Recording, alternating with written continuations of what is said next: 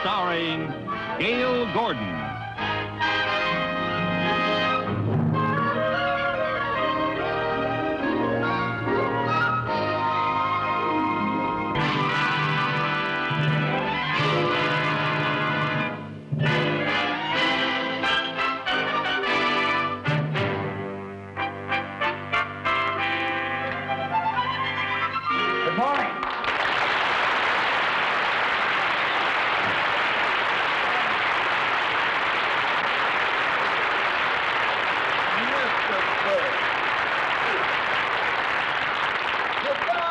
Mr. Burns, now then, what can I do for you? I stopped by to pick up my dividend statement. Ah, yes. Well, my secretary has your file. She'll be right back. Fine. Do you smoke cigars, Mr. Mooney? Yes, I do, yes. May I have one?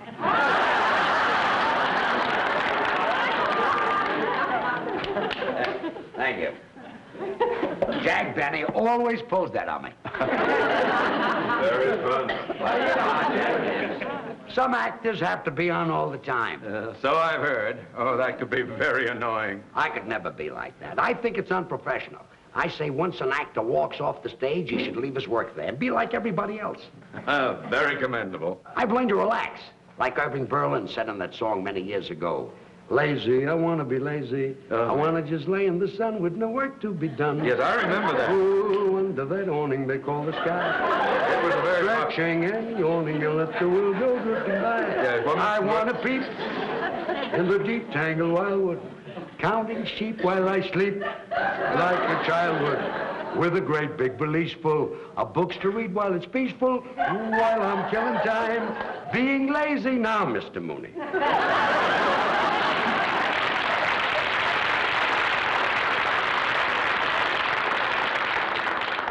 Maybe I can find your file, Mr. Burns. It should be here under the B's.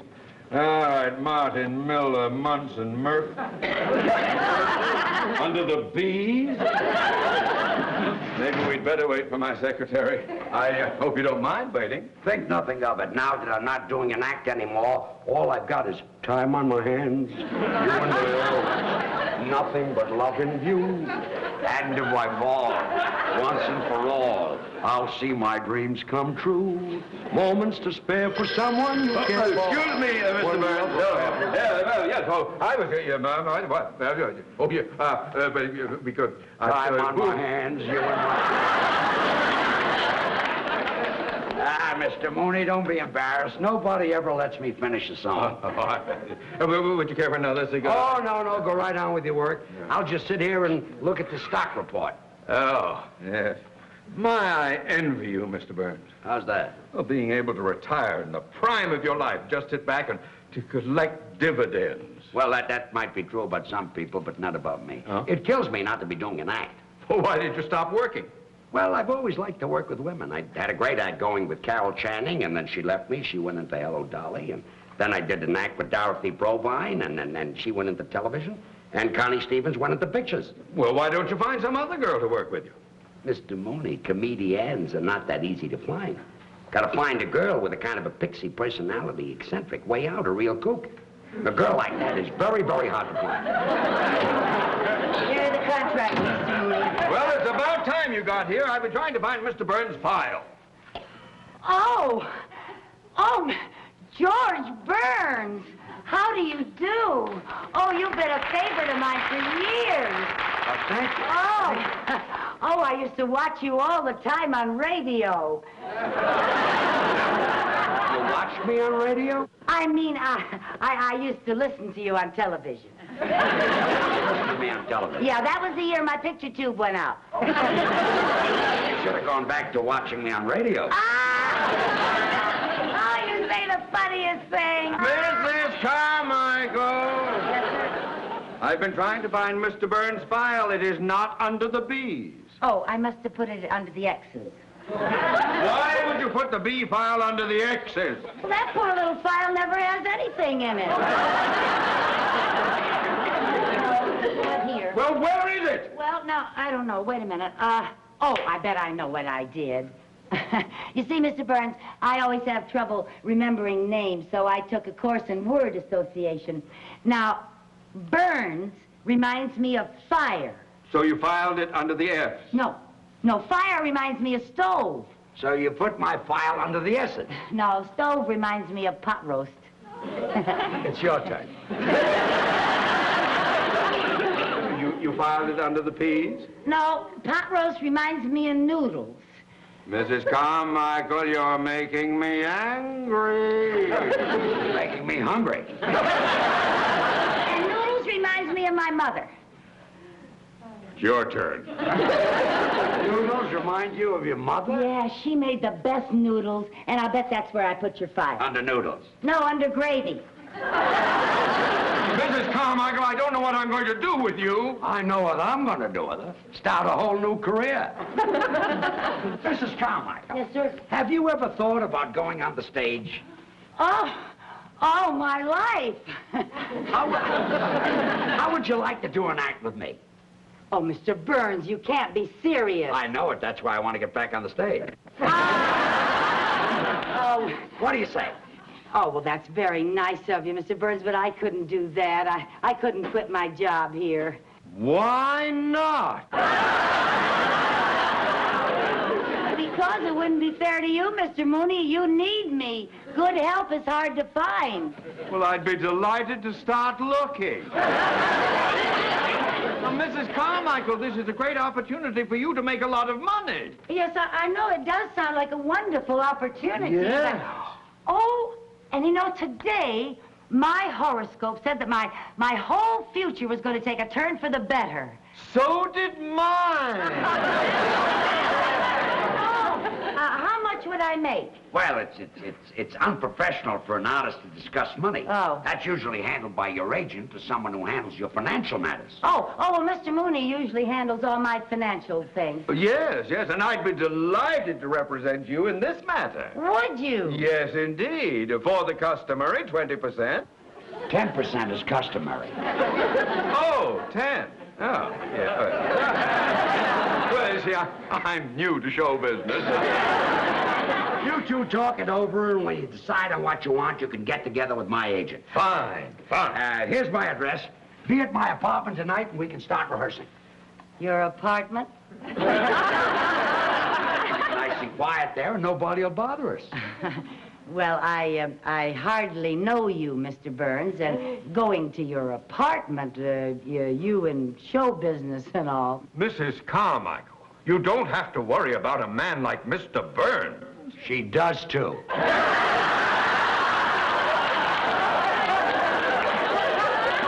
didn't mean that you aren't a gentleman, Mr. Burns. I just meant that...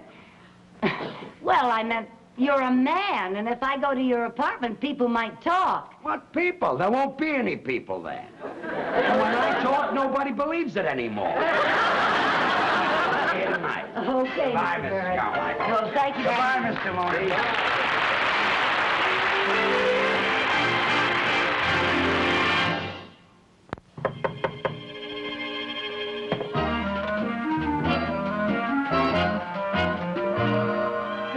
Good evening. Come on in. Thank you. Oh, what a lovely apartment. Well, I'm glad you like it. Oh, it's so beautiful. Are you ready to try a little rehearsal? Oh, yes. I can hardly wait to find out what I do on the stage. First, you've got to learn how to get on the stage. Oh, yes, sir. See, making an entrance is very important. Oh. Now, let's see. Where are we? That'll be the wings right there. Oh, uh-huh. Now, this will be center stage. Yes, sir. Yeah. Is that the audience out there? That's the audience. Okay. Now, we're introduced over the house mic. Oh, are we? Ladies and gentlemen, here they are, George Burns and Lucy Carmichael. Now, the orchestra plays our entrance music. Oh, what is our entrance music? Some of these days. Oh! Now, let's make our entrance. Let's go into from over here. Now, you walk out just like I do. Yes, sir. Okay. Yes, sir. Now, here they are, ladies and gentlemen, George Burns and Lucy Carmichael. Now, there's music, and I'm walking out, and I'm bowing, and I get to the center of the stage, and when I get to the center of the stage... I'm sorry, Mr. Honey, you walked out too fast. Oh, well, I guess I've waited so long to go on stage that I was kind of in a hurry. You belong over here. Oh, over here? Over there. Oh. That's it. Now, we'll start. Yes. Well, Lucy, say hello. Hello. Not to me, to the audience. Oh. Hello? Don't look down at the audience. The people in the back can't see you. Oh. Hello? Now, I'll tell you a little trick. Especially when you're new and you might be self-conscious. You look out at the audience, but you don't see them. You sort of look past them. Oh. Well, now, will Lucy say hello? Hello? That was very good. Oh, thank you. Do that again. Hello? What's that? What is that business? Oh, a little curtsy. Yeah, well, I saw Ginger Rogers do that on the Late Late Show last night. Yeah, I saw her on the show. She's my favorite. My very favorite. Look, she's very good. Yeah, Fred Astaire was in the picture, too. It was a wonderful picture. You know, at the beginning of it, Fred was an ambitious young dancer playing in a show in Muncie, Indiana. Muncie? You ever been to Muncie? I was closed there. Oh. Well, Ginger Rogers is one of the chorus girls in the picture, and Fred's up there dancing away, you know, and Ginger's in back of him kicking with the girls, you know, and she accidentally kicks Fred. And the people laugh, and Fred is very embarrassed, you know. And then the girls go off stage, and Ginger starts for her dressing room, and Fred comes off stage, grabs her, and starts bawling her out. And that poor little thing is on the verge of tears. She's hurt? Not her, him. Oh, him. It hurt where she kicked him. Oh. And he tells her she's nothing but a clumsy clown with 2 left feet. And he calls her a no-talent nitwit. And then she calls him a swell-headed nincompoop.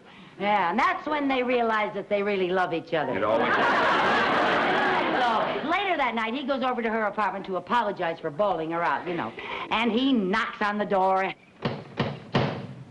He knocks on the door. If that's Fred Astaire, I'm giving up cigars. Come in. Oh, good evening, Mr. Burnley. Nice to see you. Hope you don't mind my dropping by. No, I suppose you came by to transact a deal. Yes, I did, and to see how my client is getting along. Well, we've been rehearsing a little bit. Yeah, Mr. Burns is teaching me how to say hello. Hello? Oh, my, that's very good. She'll be worth a lot of money, this girl. Well, I don't discuss money. You'll have to talk to my agent. Hello? Yeah, no more. Hello? Save it until after we've made a deal. Oh. By the way, Mr. Mooney, I hope you don't think I'm taking advantage of you. How's that? Well, show business is new to you, and you'll be dealing with a man who's had a lot of experience in theatrical deals. Well, what's the difference? Money is money, and after all, a man with my vast banking and financial experience, it may be that your agent will be the one who is at a disadvantage. Oh, no. My agent is very good at money matters. Oh? Excuse me. Yeah. Hello? Mr. Burns, your agent's calling. Good, put him on. Hello, George. This is Jack.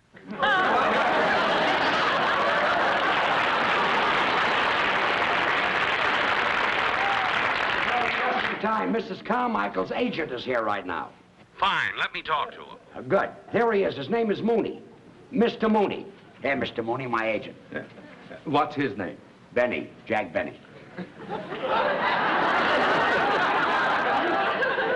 Jack Benny is your agent?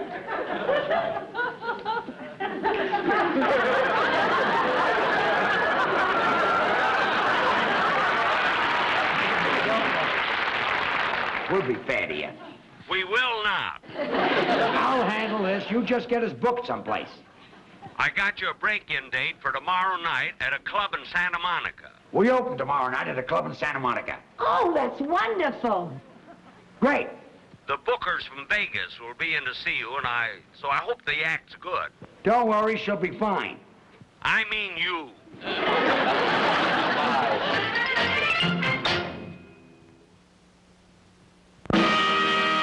And now, ladies and gentlemen, George Burns and Lucy Carmichael.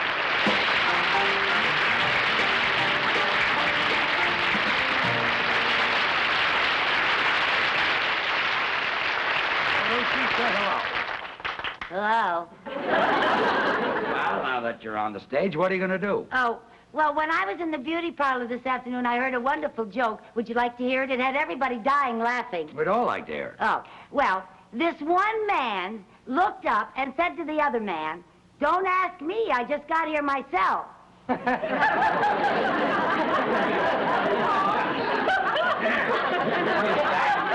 Is that the joke? Well, there was some stuff ahead of it that I didn't hear. That's the line that they were dying laughing at. I wouldn't tell that if I were you. Too old? Oh, yes, it's been kicked. Oh. Let's talk about your brother. Oh, which brother do you want to talk about? The one that's married or the one that's in love? The tall one. Oh, yeah. Well, that's my brother Harry. He's with the FBI. Your brother's with the FBI? Yeah, they picked him up in Kansas City. So the FBI picked him up. Well, they had to. He couldn't pick himself up. Loaded again. Yeah. Poor Harry. Hasn't your family ever tried to do something about his drinking? Well, we sent him to a psychiatrist, and the psychiatrist worked and worked to get to the bottom of Harry's drinking. And finally, he found out Harry's problem. What was it? Harry likes to drink. Well, we all have our reasons. I think Harry drinks to forget. Forget what? That he's a kleptomaniac. He's a kleptomaniac. Harry was always going into stores and taking things, so you know what my mother did? What? Well, she took some adhesive, and she taped his hand shut all but this one finger. Taped his hand shut all but that. Why? Well, so he could play marbles with my other brother. You can't play marbles with one finger. Well, Mother did that to even up the game. You see, Harry didn't have all of his fingers, and my other brother didn't have all of his marbles.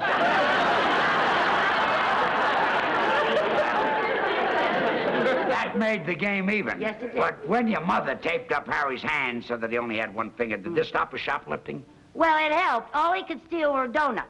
Harry likes donuts. That's right. It was a donut that broke Harry's back. Donut broke his back? Yeah. You see, he had a donut in his right-hand pocket, and he tried to get it out with his left hand. And broke his back? Yeah.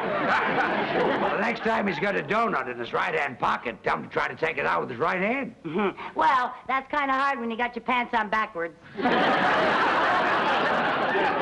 his pants on backwards? Yeah. You see, Harry had a suit with two pair of pants, and he put one pair on frontwards and one pair on backwards. So that he could walk either way. That's when the truck hit him. What truck? The truck that didn't have its lights on. Well, why didn't the man in the truck have his lights on? Well, he didn't have to. It was daytime. Well, if it was daytime, didn't the man in the truck see your brother coming? He didn't know it was my brother. Oh, he saw two pair of pants coming toward him, and he drove right between them. Well, that's our music cue. And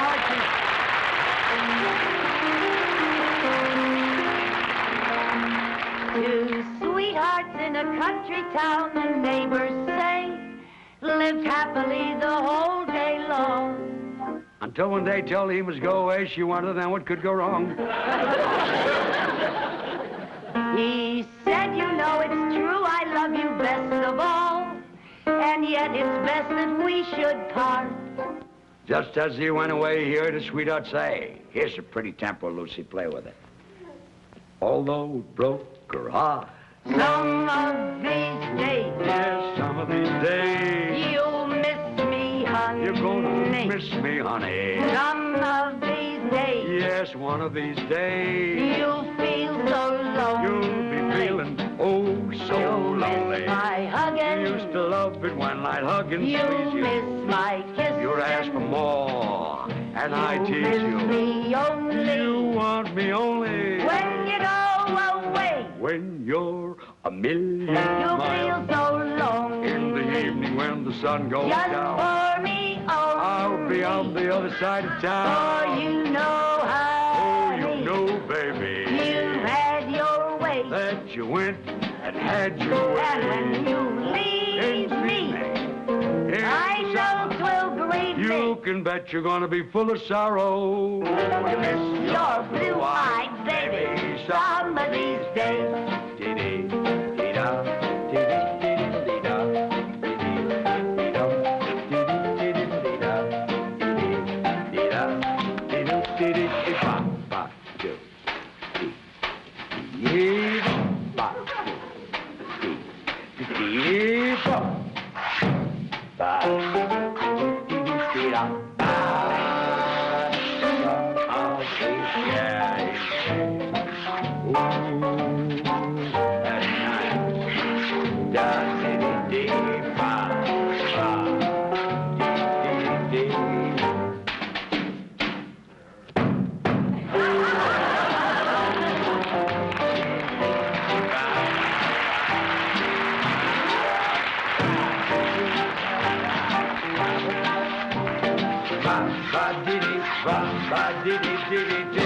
Lonely, just for me only. Cause you know, honey, that you had your way. That you've had your way. And when you say goodbye, wipe that tear from your eye. You're gonna miss your baby. You're gonna miss your red-haired mama. You're gonna miss your blue-eyed baby somebody. Miss your blue-eyed baby somebody.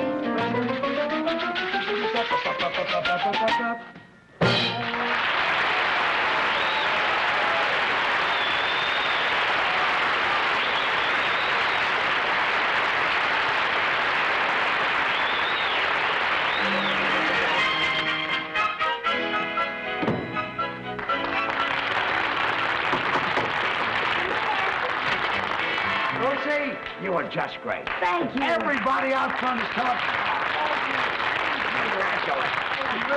Carmichael, I couldn't be more proud of you. Oh, Mr. Mooney, that's the first time you ever kissed me. Well, banking and show business are different. You know, this girl is sensational, and the men from Las Vegas have offered $10,000 for the act. $10,000? They'll go as high as 15 if you won't sing. We'll take the 10. Did you hear that, Lucy? We're going to Vegas. Oh, that's just wonderful. You know, this is like what happened to Ginger Rogers in that picture last night. The producer saw her on the stage. She got an offer to go to Vegas, but she'd been with Fred so long that she didn't want to be... Oh, Mr. Burns, I can't go. Why not? Oh, because I can't leave Mr. Mooney. But I want you to go. Oh, no, you don't. You need me. I don't need you. I want you to leave. Oh, I couldn't leave you any more than Ginger could leave Fred. Not even when Fred pretended to be mad and said things that were very nasty to make her mad. Mrs. Carmichael, please get it through your head. I want you to go with Mr. Burns. My life would be happier without you. Happier! That's just what Fred said, because he didn't want to stand in her way. But Ginger knew that Fred needed her, just like you need me, Mr. Mooney. Now. Mr. Burns, but it just wouldn't work. I couldn't be funny out on the stage thinking about Mr. Mooney back in the bank trying to get along without me. Mr. Mooney, you must be a wonderful man. How do you inspire such loyalty? I don't know what I've done to deserve this. Well, I hope you're not mad at me, Mr. Burns. What for? This is the story of my life. But what about the engagement at Las Vegas? Well, now that I don't have a girl, I guess we'll have to pass up the $10,000. Oh, I'm just awfully sorry about it, but, you know, Mr. Burns, Mr. Mooney has... What are you doing? If you think I'm going to let $10,000 go down the drain, you are crazy. Some of these days...